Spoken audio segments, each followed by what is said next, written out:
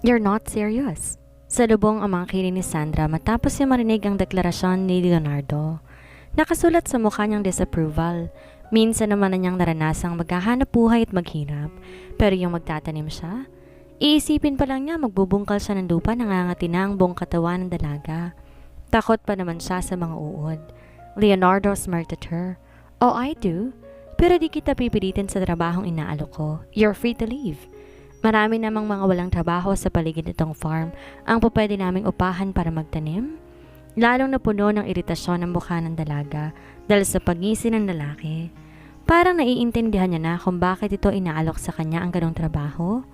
Nakikita siguro ni Leonardo na hindi niya yun kakayanin kaya tatanggihan niya. Tapos aalis siya sa lugar na iyon. He really wanted to see her giving up. Well, sorry na lang dahil wala sa vocabulary ni Sandra ang sumuko. Lalo na kung pride niyang nakataya kahit gaano pa yon kahirap.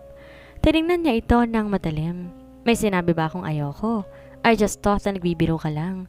Nakita naman naman siguro na hindi na babagay sa ganong trabahang beauty ko unless gusto mong pagkaguluhan ako ng mga lalaking empleyado mo at maghapon silang walang matatapos sa trabaho. Pagmamalaki pa ng dalaga. Naalala ni Sandra ang paglabas niya ng banyo kanina na nakatapis lang at ikinagalit ni Leonardo. Inisip niya kaagad na masyado tong conservative. She was hoping madadala nito sa ganoong pakulo, pero tumawa lang ang loko. Huwag kang mag-alala, Miss Mondragon. Walang pinipiling trabahador ang bukid ni Luis, lahat ng willing. Regardless sa itsura nila, binibigyan namin ng opportunity na makapagtrabaho dito. In fact, marami kami mga OJT dito na nanggaling pa sa mga kilalang school sa Manila. Ang iba pa nga mga modelo pa. Napakayom si Sandra. Sinasabi ba nito na hindi hamak na mas maganda kaysa sa kanya ang sinasabi nitong mga modelo? Na hindi siya pagkakaguluhan ng mga lalaking empleyado sa farm na yon dahil sanay na mga tong makita na mas magaganda pa. Pabor naman yun sa kanya kung tutuusin. Isipin pa lang niyang titingnan at lalapitan siya na magsasaka, kinikilabutan na siya. Ngunit ayaw niya yung ipakita sa lalaking kaharap dahil siguradong magdidiwang to sa tuwa. Don't worry, bibigyan kita ng isang araw para magdesisyon. Formal lang mukha na untag sa kanya ng Leonardo. For now, you may take a rest as a guest. Magpapatawag ako ng empleyado para samahan ka sa hotel. Pwede kang manatili doon hanggang bukas ng umaga. Bumalik ka na lang dito pag tinanggap mo ng job offer ko. Pero kung hindi, you're free. Hindi mo ako kailangang palayasin na naman. Angal agad ni Sandra sa sasabihin na naman nito. Malapit na siyang mapuno sa paulit-ulit na pagtataboy nito sa kanya. Aalis ako kung gusto ko. Hindi pa kita boss para utus-utusan ako and besides, sandaling nag-isip ang dalaga kung paano makabawi man lang sa mga ginawa nito sa kanya sa asawang iyon. Ayoko magstay sa hotel. Mas gusto kong sa kubong pagdadala mo sa akin kanina. Uupahan ko lang for one night. Presko kasi yun at mas malapit dito. Anytime, pwede kitang puntahan o sabihin sa magiging desisyon ko. Nakita niya kanina na halos nasa dulo pa nitong farm ang hotel na tinutukoy ni Leonardo. Pero ang totoo, mas gusto niya na doon magstay. Sa laki at ganda doon, sigurado magiging komportable ang pananatili niya roon sa buong magdamag. But she had a plan at mahihirapan siyang gawin yon kung malayo siya sa lalaking to. Nagsalubong ang makakapal na kilay ni Leonardo at nag-isang linya ang mga labi nang tumayo ito at tumingin sa kanya. Bahay ko ang tinutukoy mo. At hindi yun for rent sa kahit sinong guest dito sa farm? I know, pero mas gusto ko doon. At kung talagang mabuting empleyado ka, hindi mo tatanggihan ng guest unless you're scared of me. And then she winked at him playfully. Wala pang lalaking hindi apektado ng charm niya, lalo na kapag kinindatan niya. Ngunit sadyang kakaibata talaga itong kaharap niya, dahil hindi man lang to natinag sa pagkindat niya. He just stared at her blankly. Di tuloy maiwasan ni Sandrang maging curious sa pagkatao nito. Sa pagkairita na naman niya, tumawa lang ng nakakaloko si Leonardo. Are you joking? Bakit naman ako matatakot sa'yo? I am the boss here. Walang tao rito sa farm ang hindi ako sinusunod. General manager ka lang dito pero hindi ikaw ang may-ari kaya't huwag kang mag-feeling. Hindi pa patalong sagot din ng dalaga. At kung totoo man na hindi ka takot sa akin, then prove it. Patuloyin mo ako sa kubo mo at hindi sa hotel. I am not. Get nito? But it's still a no. Ayoko maistorbong private life ko, lalo na kapag gabi at gusto kong patulugin ang sarili ko. Paanas na sabi pa nito. Di alam ni Sandra kung bakit bigla siyang pinamulahan ng mukha. Bakit parang iba na pipicture out niya sa sinasabi ni Leonardo? She saw him lying down in his small bed, naked, habang isang kamay naglalaro sa matulis na bagay na nakaumbok ngayon sa harapan nito. O green-minded lang ba siya masyado? Naparunok ang dalaga nang mahuli niya ang lalaki na nagpalipat-lipat ang tingin sa mukha at mga labi niya. Gayunman, di pa rin niya kayang basahin ang emosyon na naglalaro sa mga mata nito. He was far from being transparent. Perhaps you will help me put up to sleep, he whispered. Dahilan para magtayuan ang mga balahibo sa katawan niya. Otomatikong napaatras si Sandra nang umikot si Leonardo sa mesa nito at unti-unting lumapit sa kanya. Nalaman na lang niya na nasa harapan niya na ang lalaki nang maamoy niya ang panlalaking pabango nito. Ganoon nito kaokupadong isip niya. She nervously gulped when she saw darkness in his eyes. Halos magtama ng kanilang mga noo sa sobrang lapit nito. Ano kaya ang masamang binabalak nito sa kanya? Ikaw tong may pinaplanong di maganda pero ikaw ngayon ang kinakabahan, Sandra? Kung bakit kasi napaka-unpredictable ng taong to. Katulad ngayon, ina-expect niyang ibibitin siya nito patiwarik dahil kanina pa niyang inubos ang pasensya nito. Sunod-sunod tuloy ang mga hakbang na napaatras ang dalaga. Napaigtad na maramdaman niyang bumunggo ang likod niya sa pader. Lalong binayo ng kaba ang dibdib ni Sandra dahil tinuloy pa rin ni Leonardo ang paglapit sa kanya. Lumayo ka nga. Sigaw niya rito dahil sa natitirang pagitan nila na halos wala nang dalawang hakbang. She even glared at him with her pretty eyes. Pero sa halip na matakot, tuloy nang tinawid ng lalaking espasyong yon at walang ano-ano na itinukod ang magkabilang kamay sa pader, kaya't nakulong siya sa mga bisig nito. Pakiramdam ni Sandra, tatakasan siya ng katinoan nang unti-unti ring nilapit ni Leonardo ang mukha nito sa kanya. Halos sumabog ang dibdib niya sa sobrang lakas ng tibok ng puso niya. Tumingala siya rito. Para na naman siyang nanliit dahil sa kaharap niya ang kasing tangkad nito. Gusto niya itong sampalin o kaya itulak, pero ayaw makisama ng mga kamay niya. Looks like the highly applicant is scared of her, soon to be boss now. Leonardo grinned at her wickedly. Lalo lang siyang natakot and he was enjoying it. Yun ang akala mo. Baka hindi mo alam na kahit ang senador dito sa Pinas ay natatakot sa akin. Pagtatapang-tapangan niya. Nakalimutan na ni Sandra na hindi niya dapat na ipagmalaki ang kaugnayan niya sa kanyang ama. Pero nawala siya sa tamang huwisyo dahil sa nalalambot niyang mga tuhod, dulot ng nakakatunaw ng mga titik sa kanya ng lalaki. Tila may pamilyar na init sa kanyang katawan ang unti-unti na binubuhay nito. Feeling niya parang naulit ang nangyari 3 years ago. Yung nahulag siya sa bitag ng estrangherong iyon dahil lang nagpadala siya sa ganong uri ng init.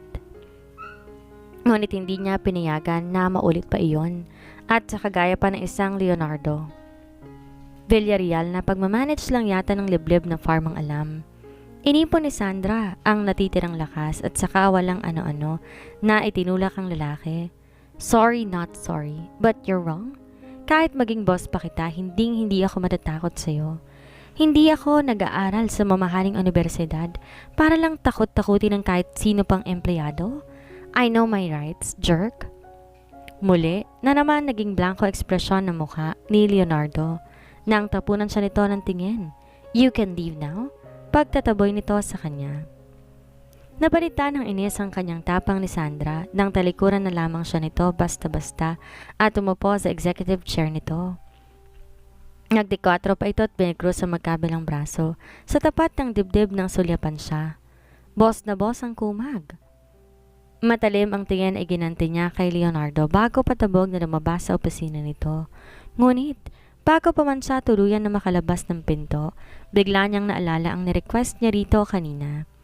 About staying in their house, it's still a no. Mabilis na bigkas ito sa boses niya na may pinalidad. Maraming bakanting guest sa room hotel. Iyon ang itinoon na nito sa atensyon sa mga folder na nasa lamesa nito. Katulad ng ginagawa nito sa kanya nang datnan niya na parabang wala lamang siya roon. Hindi matanggap ni Sandra na may lalaking nabubuhay sa mundo ang kayang baliwalain siya ng ganun. Ngalingaling hubarin niya ang suot na strappy high heel sandals at iba to yon sa lalaki. Gayunman nagpigil siya. Pagtitiisin niya ang kasungitan nito sa kanya hanggat may kailangan siya. Pero hindi pa rin ako magpapatalo hanggat kaya ko.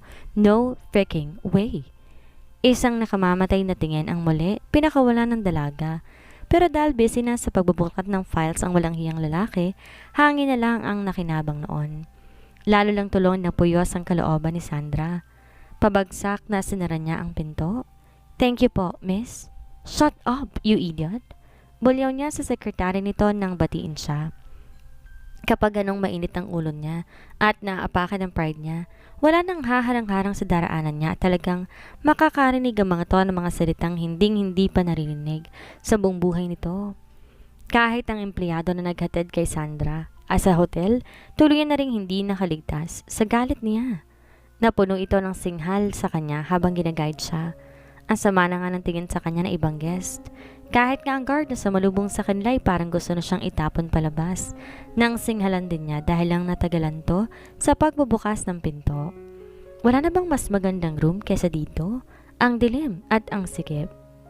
Matara niyang sabi sa babaeng halos kaedad lamang niya. Matapos nitong ipasok sa isa sa mga silid ng hotel na nasa 4th floor. Kanina pa siya panay lait sa mga nadaraanan nila. Kahit ang totoo maaliwalas at malawak naman to, kinaroroonan niya ngayon. Sumisigaw nga ng karangyaan ng bawat sulok ng nakikita niya. Kung di siya nagkakamali, pang VIP ang kwartong yon. Di na rin nalalayo sa mamahaling hotel na napasukan na niya. Masyado na yung marangya para ipahiram sa katulad niyang aplikante lang naman. Gusto nga niya itanong sa babae kung bakit doon siya nito dinala o kung si Leonardo ba ang nagutos dito. Para kasing pag-aari na ng may-ari ng bukid ni Luis ang silid na iyon dahil sa mga mamahaling mables at palamuti sa paligid. Kung di siya nagkakamali, isa sa pinakamahal na painting sa mundo ang nakikita niyang nakasabit sa itaas ng malaki at malapad na kama. At dahil mahilig siya sa mga lampshade kaya't alam din ni Sandra na di rin birong halaga na isang yon na nasa gilid ng kama. Sa mga materyales ba lang na ginamit, masasabi niya na high quality iyon. Di niya napigilang lapitan ang nasabing lampshade para kilatisin ang craftsmanship nun. Her lips formed an O pagkatapos ng pagsusuri niya. Kahit sa design at shape, lihim din siyang napahanga. Ganon ba talaga kagalante ang may-ari ng bukid ni Luis para ipahiram lang basta-basta ang pangpalasyong silid na iyon?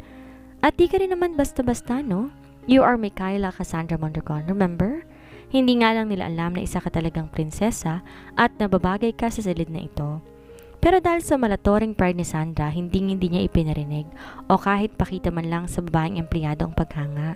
Sa halip, lalo pa niya yung nilait para sa binabalak niya kay Leonardo mamayang gabi at di pa rin niya sinusukuan hanggang ngayon. Ang baho-baho pa. Nagtakip siya ng ilong at umakting na nasusuka. Sino bang huling gumamit ng room na to? Isang taon ba siyang dinaligot amoy patay na daga? Kitang-kita niyang paano gumuhit ang pagkadisgusto sa mukha ng babae. Kung di nga lang sinabi ng manager nito na manatili siyang guest hanggat hindi pa siya natatanggap sa trabaho, na kailangan pakitunguhan na maayos at may paggalang. Siguradong kanina pa siya nito inirapan. "Sorry po ma'am, sasabihin ko na lang po kay Sir Leong concern ninyo para mailipat kayo ng ibang silid."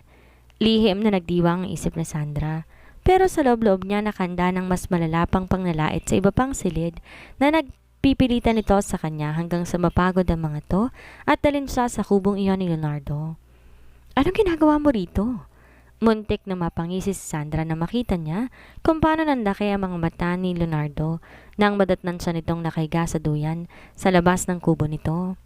Dito siya inihatid ng babaeng empleyado na nagga-guide sa kanya kanina matapos niyang laitin lahat ng hotel room na pinagdalhan sa kanya. Bandang huli, hindi siya nakatiis sa sinabing ihatid na lang siya sa bahay ng general manager ng farm na iyon dahil kung hindi magrereklamo siya. Sa takot sa kanya, pumayag din ang babae. Nagpaalam to sandaling puntahan sa opisina si Leonardo para ipaalam ang presensya niya. Habang naghihintay, pumesto muna sa duyan si Sandra para mag-relax. Sarado pa ang kubo. Parang walang anumang tinapunan niya ng tingin ang binata sa lubong ang kilay. Hindi siya bumangon mula sa pagkakahiga sa duyan. "Hindi pa ba sinabi sa'yo ng staff mo kung bakit ako nandito?" "Sir Leo, ito pong sinasabi ko sa inyo na wala po siyang nagustuhan sa lahat ng hotel room na pinagdala namin sa kanya." Sa wakas ay pagsasumbong ng babae sa tonong magalang pa rin. "Gusto niya raw po dito sa kubo niyo kaya inihatid ko siya." Kumunot lalo ang noo ng lalaki nung harapin ng empleyado. "At pumayag ka naman." "Eh magrereklamo daw po siya eh." Napakamot sa ulo ang babae at halos tapunan niya na masamang tingin. Ramdam ni Sandra nagtitimpi lang ito kung paano nagpigil lang din sa galit ng boss nito. Pasensya na po kayo, Sir Leo. Wala po talaga kaming ibang pagdadalan sa kanya eh. Kahit po yung ibang room nyo. Ibig ko pong sabihin, yung VIP room po na una ninyong binigay sa kanya, ayaw din niya. Masikip, madilim at amoy patay na daga daw po kahit di naman. Parang 1 taon daw pong di naliligong huling gumamit noon. Pabulong na sabi ng babae.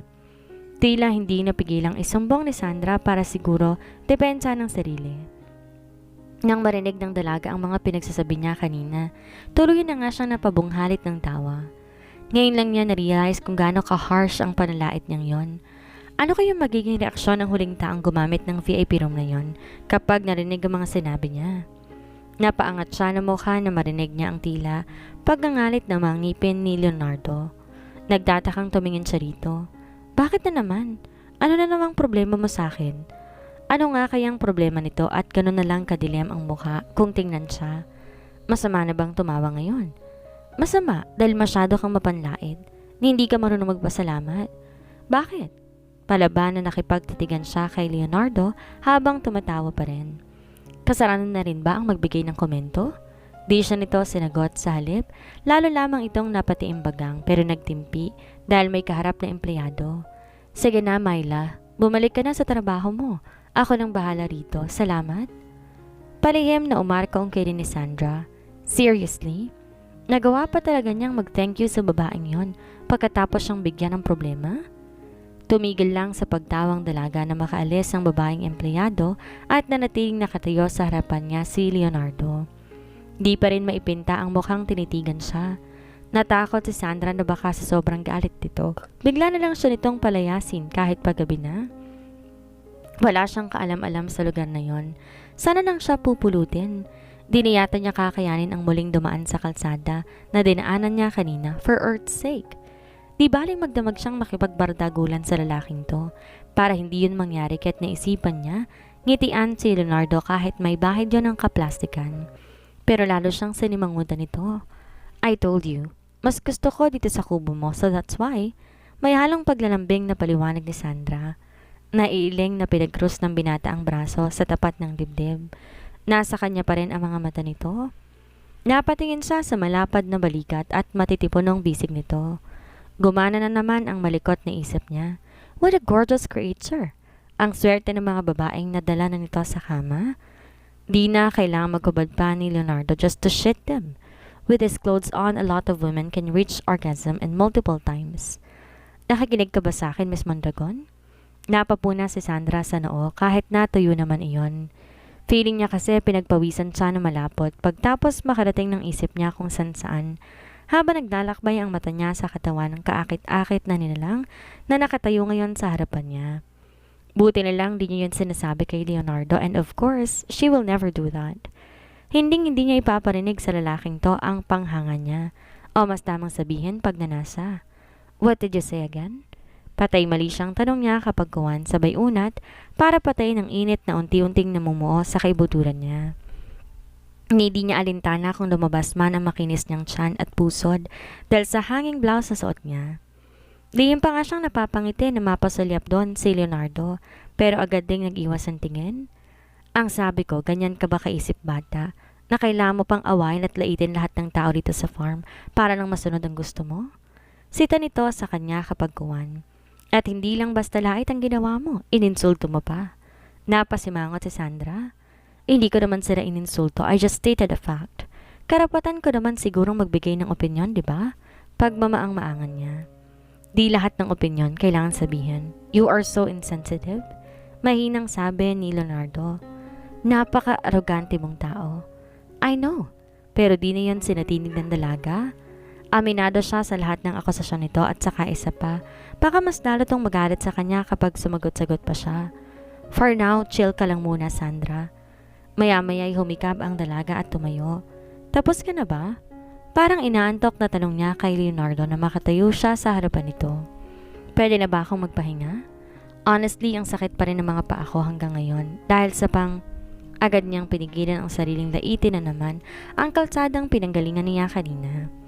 Napansin niya ang pagtitimpi ng binata na para bang konting-konti na lang, itatali na siya sa kabayo at ipapatakbo papalabas ng farm.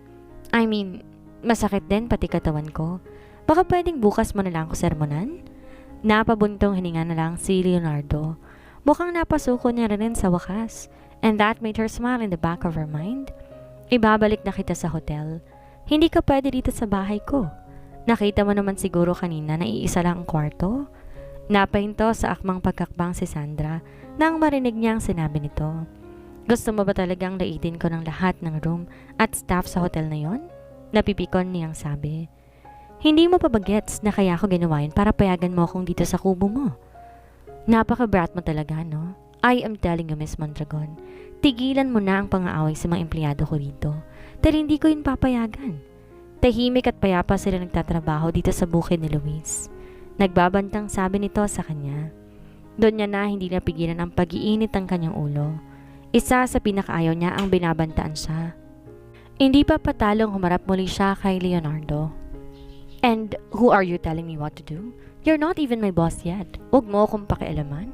Napatiimbagang ito sa narinig. Sa tingin mo ba talaga ikaw ang inaalala ko? I care for my employees here, Miss Mondragon. Hanggat kaya ko, poprotektan ko sila sa mga matatapobreng tulad mo. Ramdam ni Sandra na pinamulahan siya. Oo, wala siyang pake sa opinyon ng iba tungkol sa pag-ugali niya, pero sobra na tong si Leonardo. You can try, pero di mo ako mapipigilan sa gusto kong gawin dito. Kung ayaw mo akong i-hire bilang empleyado, fine. I have my money for your information. I will stay here as long as I want as your guest at di ako titigil hanggat di mo nakikita kung paano ko sirain ang buhay ng sino mang kumakalaban sa akin. Inisang hakbang niya ang pagitan nila at nagbabantang inilapit niya ang mukha rito. Including yours, Mr. Feeling Superhero. Kadalasan sa mga binabantaan ni Sandra nanginginig sa harapan niya, pero itong si Leonardo nagawa pang tawanan siya. Nakalimutan niya hindi nga pala nito alam na dapat itong katakutan ang isang Micaela Cassandra Mondragon at mukhang nabaligtad pa nga. Dahil siya tong pinanghinaan ng tuhod nang ilapit din ang lalaking mukha sa mukha niya. Napaatras siya. Wala ka sa teritoryo mo. Baka nalilimutan mong nandito ka sa bukid ni Luis. Hindi ito tumigil sa paglapit sa kanya kaya't panay atras siya. He even moved his face close to hers nang masukol siya nito sa likod ng pinto ng kubo. I told you, I am the boss here. Hindi kita pipigilang magstay dito bilang bisita kung yun ang gusto mo. But act like one. Kung ayaw mong ituturo ko sa iyo kung paano tanggapin sa sarili mo, na di lahat ng gusto mo nakukuha mo. Gumalaw pa ang panga ni Leonardo, tanda ng tinitimping galit. O bakit na naman ang tapang sa ulo ni Sandra? Sino to para iparamdam na naman sa kanya ang nararamdaman niya nung binubuli at tinatakot-takot pa lang siya sa Italy? Hindi ako natatakot sa'yo. Kahit ano pang gawin o sabihin mo. His eyes turned wicked. You should be. Pagkasabi noon parang walang ano-ano, hinapit siya ni Leonardo sa bewang. It was so tight that she couldn't even move. Pati ang kanyang pagingay halos napigilan din. At inaamin niya na nakaramdam siya ng kaba. Let me go? Sigaw ni Sandra habang nagpupumiglas. Ginamit niya ang mga kamay para santukin to sa balikat, pero wala pa rin siyang nagawa sa lakas nito. Dahil sa bawat panlalaban niya ay mas sumihigpit pa ang braso ng lalaki na yumayakap sa kanya. Pitiwan mo nga ako sabi eh. Malakas na hiyaw na lang niya sa mukha nito nang wala na siyang magawa. Paano kung ayoko? Tumaas sa mga kiling nito habang magkadikit ang kanilang mga katawan. Sinagad mo na ang pasensya ko. Nawala sa focus si Sandra at tumigil sa pagpupumiglas nang maamoy niya mabangong buhok ni Leonardo. Di niya mapigilang isipin kung anong shampoo ba ang gamit nito at nanunuot yon sa ilong niya. Na kahit anong singhot ang gawin niya ay ayaw mawala na tila sumasabay sa bawat paghinga niya. Lalo lang nagugulo ang sistema niya dahil sa male scent na ginamit nito. Hindi dahil sa mamahaling amoy nun kundi dahil sa kakaibang bango na animoy yumayakap din sa buong katawan niya. She gasped to stop her mind from thinking like that. Hindi siya dapat nagpapadala sa pakiramdam na parang kinikiriti ang kaibuturan niya sa simpleng amoy lang ni Leonardo. Kung ayaw niyang mabaligtad ang pinaplano niya, malalim na hininga ang pinakawalan ni Sandra bago siya kumapit sa magkabilang balikat nito at ubod ng lakas na itinulak ito papalayo sa kanya. And thanks God dahil sa wakas, nakahinga na rin siya na hindi na kailangan sumabay sa mabangong amoy nito. Gagawin ko pa rin ang gustong gawin ko. No matter how much you plan to stop me at sinasabi ko sa'yo, hindi ka mananalo sa akin. Matapang na wika ni Sandra. Pagkasabi nun, mabilis na dinampot niya ang backpack at nagmamadali na umalis. Kailangan niyang makalayo kay Leonardo bago pa man ito tuluyang maapektuhan ng sistema niya at mapasuko siya nito. She's been there already at di niya nagustuhan ang epekto nun sa kanya. 3 taon, 3 shit years na wala siyang ibang ginawa kundi ang maghanap. Di niya na mabilang kung ilang private investigators na ang inutusan niya para mahanap lang isang estrangherong yon na tila lalo ilang 3 taong binulo. Di lang isip niya kundi pati ng buong buhay niya. At kung kailan handa siyang kalimutan ng taong yon at ang nangyari sa kanila saka siya guguluhin ulit ng isang estranghero din. Napahilama siya ng palad sa mukha ng buong pagsisisi. Bakit ba kasi nagplano pa siya ng ganon at pinagsiksikan ng sarili sa kubong iyon? Kaya naman niyang agawin ang posisyon ng Leonardo na iyon kung gugustuhin niya. Pwede niyang tawagan ang daddy niya, magpanggap at magpaawa. Tapos ang problema niya. As if naman ibibigay nito Leonardo sa kanya ang pagiging general manager kapag inakit niya ito at nahulog sa bitag niya. Lantaran na nga nitong sinabi sa kanya kung gano'n nito kamahal ang bukid ni Luis at ang mga nagtatrabaho doon. Tapos ipapaubaya lang sa katulad niya? Napalingon si Sandra sa pinanggalingan. Tumaas ang kilin ng malamang hindi man lang talaga siya sinundan ng lalaking yon at hiniyaang maglakad sa gitna ng madilim na paligid. Bagaman marami pang trabahador at mga bisitang nakakasabay niya, ilan sa mga to'y parang tulad din niya ang mga anak mayaman, pero naka-uniform pang farm. Mapuputi at makikinis at tapos mamahalin ng cellphone. Ang mga to yatang sinasabi ni Leonardo na mga on-the-job trainee daw mula sa kilala at mamahaling universidad sa Maynila. Di napigilan ni Sandra ang mainggit ng malamang mga tour guide pa lamang ngayon dahil ganong trabaho ang gusto niya. Kahit di man katulad ng bukid ni Luis ang pangarap niyang pasukan. Stupid Sandra. Kailan ka pa nainggit sa iba? Nagsimula na namang pumatak ang maliliit na ulan sa paligid. Sakto naman kumalam ng sikmura ng dalaga. Di nga pala niya kinain ang lunch na hinain sa kanya sa hotel kanina sa sobrang pagkainis sa mga empleyado. Dahil malayo pang kinaroroonan ng hotel sigurado, gutom na gutom siya bago pa man siya makarating. May mga tricycle namang dumaraan at naghahatid sa malalayong destinasyon, pero nun kang sasakay siya sa panghampas lupang sasakyan na yon. Muli, nalingon ni Sandra ang pinanggalingan. Lalong hindi siya babalik doon. Ipapakita niya sa Leonardo na yon ang banta niya na mananatili siyang guest sa farm na yon hanggat gusto niya at sisirain niya ang buhay nito pati na ang mga tao roon na gusto siyang kalabanin. Dala niya yata lahat ng credit cards at ATM niya.